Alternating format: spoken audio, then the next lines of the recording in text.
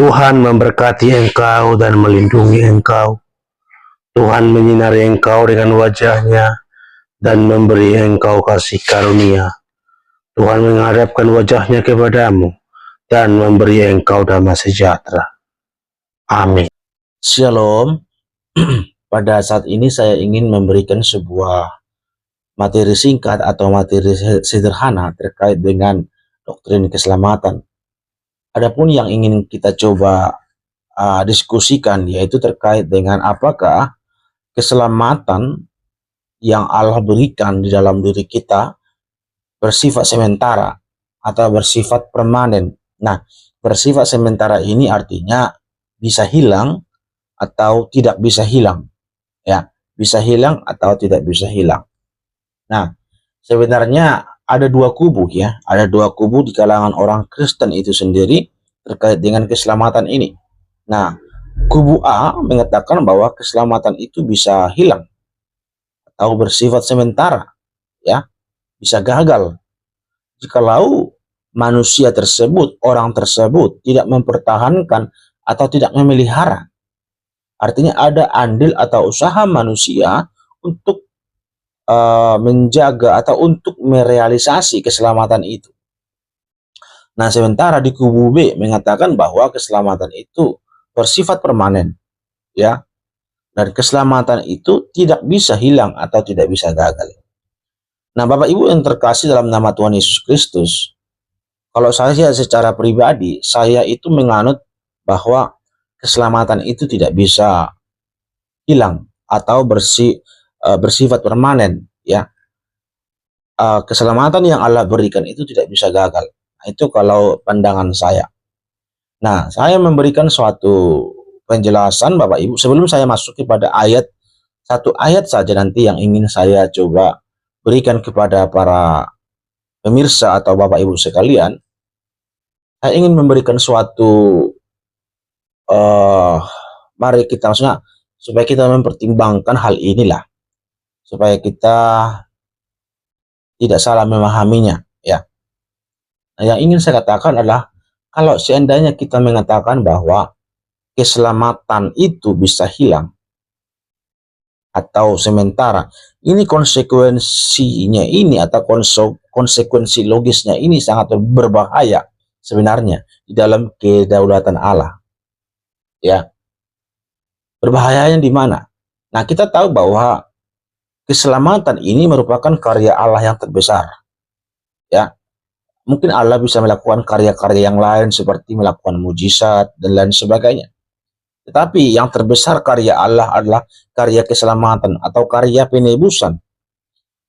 Kita tahu bahwa rencana karya keselamatan ini sudah Tuhan rencanakan, ya, sebelum dunia dijadikan. Sebelum segala sesuatu ada, Tuhan sudah merencanakan keselamatan ini, ya. Nah, artinya begini, Allah sudah merencanakan keselamatan itu kepada orang atau kepada manusia. Nah, ternyata bisa hilang atau bisa gagal rencana Allah itu. Berarti kalau kita mengatakan bahwa keselamatan itu bisa gagal, secara tidak langsung kita mengatakan bahwa rencana Allah itu gagal. Sekali lagi ya, biar lebih jelas. Kalau kita mengatakan bahwa keselamatan itu bisa gagal, itu artinya kita mengatakan bahwa rencana Allah bisa gagal. Karena keselamatan adalah bagian daripada rencana Allah. Nah, ini yang coba kita pertimbangkan dan renungkan. Nah, itu yang pertama ya. Yang kedua, sebelum masuk kepada teks Alkitab yang ingin saya jelaskan nanti, yang kedua, kalau kita mengatakan rencana atau keselamatan bisa gagal, itu artinya bahwa keselamatan yang Allah berikan di dalam hidup kita tidak 100%, ya, tidak 100%, tidak sepenuhnya. Karena apa? Karena tadi kan penjelasannya bahwa orang yang memiliki pandangan keselamatan bisa hilang kan berarti kan ada andil manusia, ada andil orang percaya tersebut untuk menjaga, untuk memelihara. Seandainya tidak dijaga, tidak dipelihara, katanya bisa hilang atau bisa gagal. Ya toh? Nah, itu secara tidak langsung bahwa keselamatan yang Allah berikan itu tidak sepenuhnya, tidak 100%, sehingga harus menambahkan beberapa persen dari usaha manusia itu supaya bisa memelihara keselamatan itu. Ya, paham maksud saya ya? Karena kan ada andil manusia tadi, ada usaha-usaha manusia, entah berapa persen lah itu usaha manusia itu. Kita katakanlah 1% saja. Berarti kan dari Allah kan 99%. Karena apa? Karena ada kan usaha dari kita untuk memelihara. Ada andil dari kita untuk memelihara atau menjaga keselamatan itu. Berarti kalau ada andil, kita katakan aja 1%, berarti Allah kan memberikan menjadi keselamatan itu bersih 99% jadinya. Masakan Allah seperti itu? Allah memberikan keselamatan itu 99%. Ya, saya sendiri percaya bahwa keselamatan yang dari Allah itu adalah 100%. Berarti andil dari kita adalah 0%. Ya, makanya kan sangat sejalan kan bahwa di dalam sola yang di dalam reformasi dikatakan bahwa sola gratia, murni atas anugerah Allah, murni atas pemberian Allah. Tidak ada usaha kita di dalam keselamatan itu. Nah, tapi kalau kita mengatakan bahwa keselamatan itu bisa hilang, itu artinya kita dan ada usaha dari manusia supaya tidak bisa hilang, berarti harus ada usaha dari manusia. Berarti kan usaha manusia ini kan harus diperhitungkan berapa persen kalau kita masukkan kepada persentase. Kan begitu. Kita anggap saja 1% saja. Berarti kan dari Allah, Allah memberikan keselamatan itu jadinya 99% jadinya. Iya kan? Itu konsekuensi logis kalau kita mengatakan bahwa keselamatan itu bisa hilang. Ya. Nah, bagaimana dengan dari kubu keselamatan tidak bisa hilang? Ya, sekali lagi saya katakan, saya penganut itu, keselamatan tidak bisa hilang. Pertama, itu pemberian Allah. Segala sesuatu pemberian Allah. Tak mungkin ada yang 99%. Pasti seutuhnya. Dia yang memberikan, sekaligus dia yang memelihara keselamatan itu. Dia yang memberikan keselamatan itu, sekaligus dia yang akan menjaga keselamatan itu.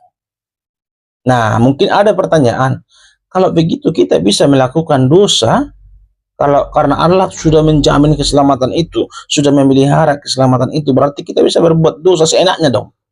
Nah, tentu tidak demikian. Ya, tidak ada demikian.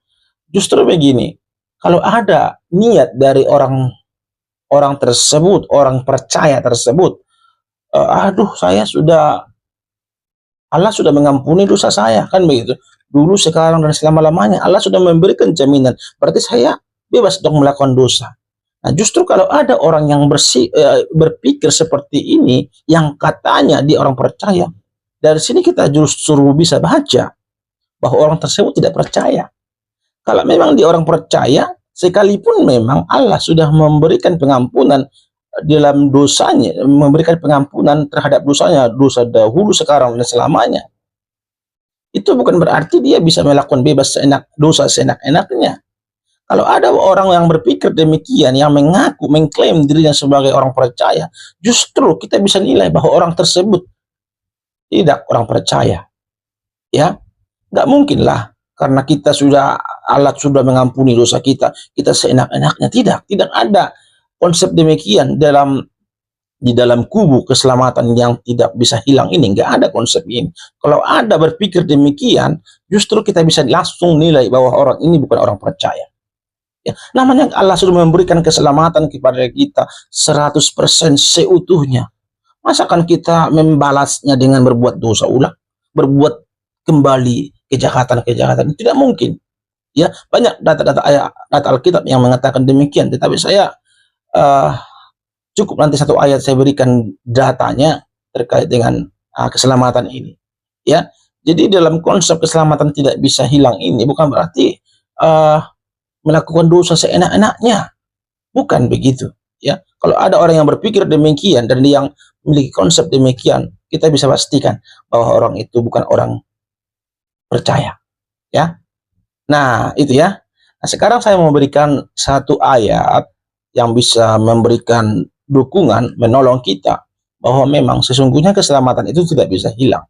Ya, nah terambil dari eh, Yohanes pasal yang ke-10, Yohanes pasal yang ke-10 ayat 28 hingga ayat yang ke-29. Yohanes 10 ayat 28 hingga ayat yang ke-29 di sana dikatakan, dan aku memberikan hidup yang kekal kepada mereka, dan mereka pasti tidak akan binasa sampai selama-lamanya, dan seorang pun tidak akan merebut mereka dari tanganku. Yang pertama ya, dan aku memberikan hidup yang kekal kepada mereka. Yang Allah berikan apa sebenarnya dalam keselamatan itu? Hidup yang kekal. Tahu arti kekal kan? Artinya hidup yang selama-lamanya. Artinya kalau kita definisikan hidup, kita artikan hidup kekal ini, hidup yang selama-lamanya ini, apakah bisa hilang? Namanya selama-lamanya bukan sementara kan, tapi permanen. Hidup yang permanen atau hidup yang kekal. Kalau kita katakan bisa hilang, apakah itu hidup yang selama-lamanya atau hidup kekal? Itu poin yang pertama. Coba kita pahami arti hidup kekal itu. Ya. Nah, yang dilanjut lagi, dan mereka pasti tidak akan binasa. Bisa dipastikan kan? Nah, itu poin yang pertama.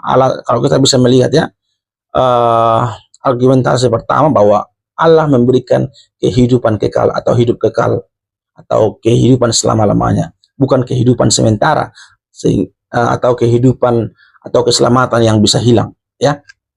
Nah, poin yang kedua adalah tidak dan seorang pun tidak akan merebut mereka dari tanganku. Tanganku ini yang dimaksud tangan Yesus.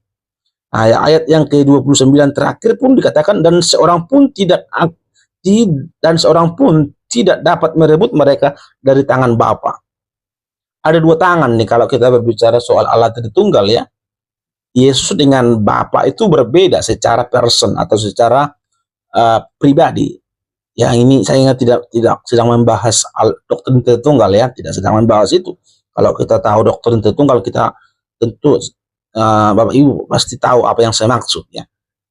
Ya, berarti ada dua tangan nih, tangan Yesus dengan tangan Bapa yang memegang kita, yang merangkul kita, sehingga tidak ada seorang pun yang bisa merebut kita sebagai orang pilihan, sebagai orang percaya dari tangan Yesus dan tangan Bapa. Apalagi yang bisa apalagi yang kita ragukan? Apalagi? Masihkah kita bisa dengan keras, dengan tegas mengatakan keselamatan bisa hilang? Ya, itulah sebabnya Bapak Ibu saya menganut paham bahwa keselamatan tidak bisa hilang. Nah, tentu ketika saya mengatakan demikian, saya bebas melakukan dosa. Tidak demikian. Justru kalau saya mengatakan demikian, saya kan sudah orang pilihan, sudah Allah selamatkan dan sudah jamin keselamatan. Sekarang saya akan melakukan dosa seenak-enaknya. Nah, justru kalau saya masih berpikir demikian, itu menandakan bahwa saya bukan orang pilihan atau orang percaya. Karena namanya orang percaya yang Tuhan sudah berikan keselamatan itu, pasti dia berpikir bagaimana membalas kasih Allah. Kan kira-kira begitu. Namanya Allah sudah berikan keselamatan cuma-cuma, masa dengan bebas lagi melakukan dosa, kembali ke habitat sebelumnya? Nggak mungkin lah.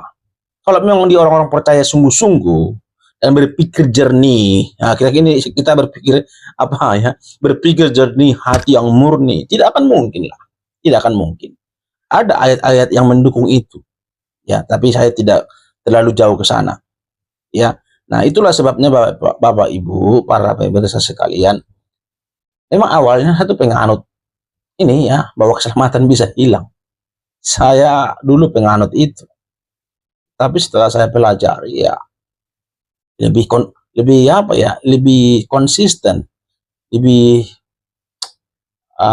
di Alkitab juga ya lebih istilahnya lebih banyak data itu, ya, bahwa keselamatan tidak bisa hilang.